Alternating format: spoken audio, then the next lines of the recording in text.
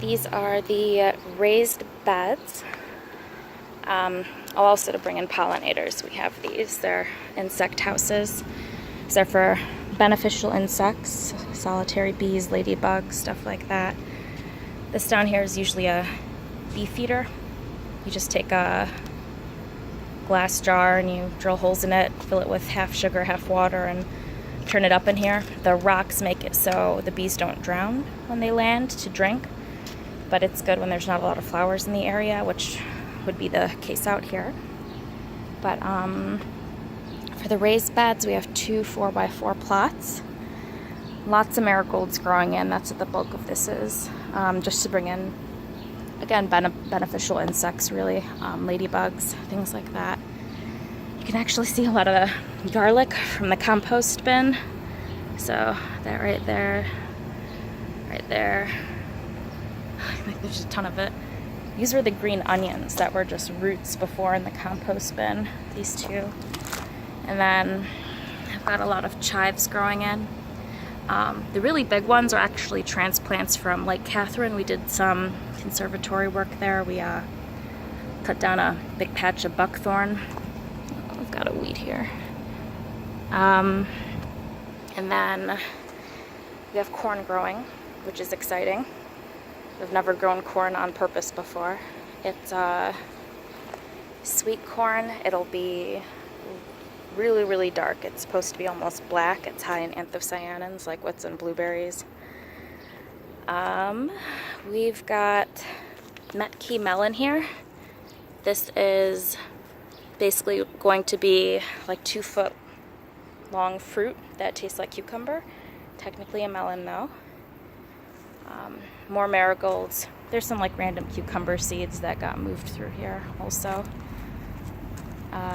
That is a Melrose pepper plant. That's from this area. Another garlic plant right there. Those 2 ones over there. Got a couple of tomato plants. As you can see, they're kind of small. And these are some of our cucumbers. And you can see the comparison of transplant versus direct. So this was a transplant, this little one here. Its stem actually hardened off. It was almost killed during the hail. And we used this to prop it up. And the stem, in recovery, basically made all this scar tissue that makes it kind of woody. This one was direct sown at the same time this was planted. So another weed there. And as you can see, it's bigger. Same thing with this. This is a transplant, direct sown. So transplanted, direct sown, same day. Big difference.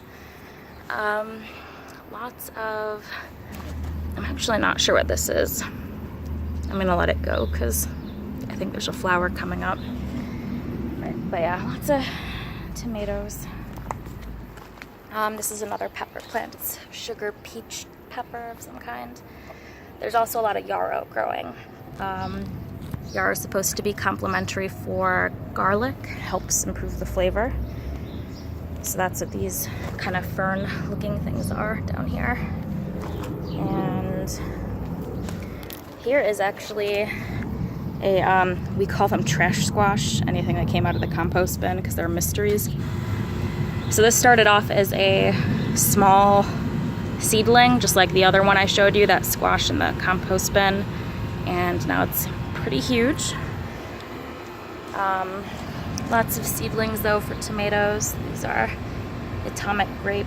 We have some like Mary Robinsons. We have Lucid Gem. This was a cutting that survived the hail that I was able to save. This one here. But as you can see, not very big because started it so late. And then this was also a cutting I saved. I gotta separate them though. A couple more little tomato plants. You can see they're kind of dwarfed by the marigolds right now. And then I also have some,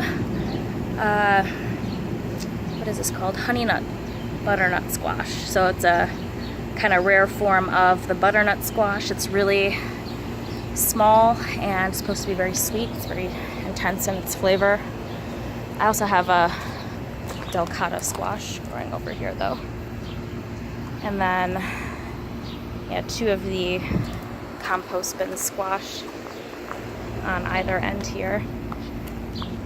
But yeah, we kind of plan to just have like 5 tomato plants in this one, plus the marigolds and yarrow and maybe some garlic, and it kind of got away from us with all the stuff that started germinating in the bin. And then this one here really got away from us. Oh, there's also eggplant down there. It's kind of not utilizing the space as well as it could be, but I feel like we got such a late start with 3 tries that everything's not going to be as big as it probably ought to be by the end of the year, so not such a bad deal. But this is our first raised bed, so that was exciting to do.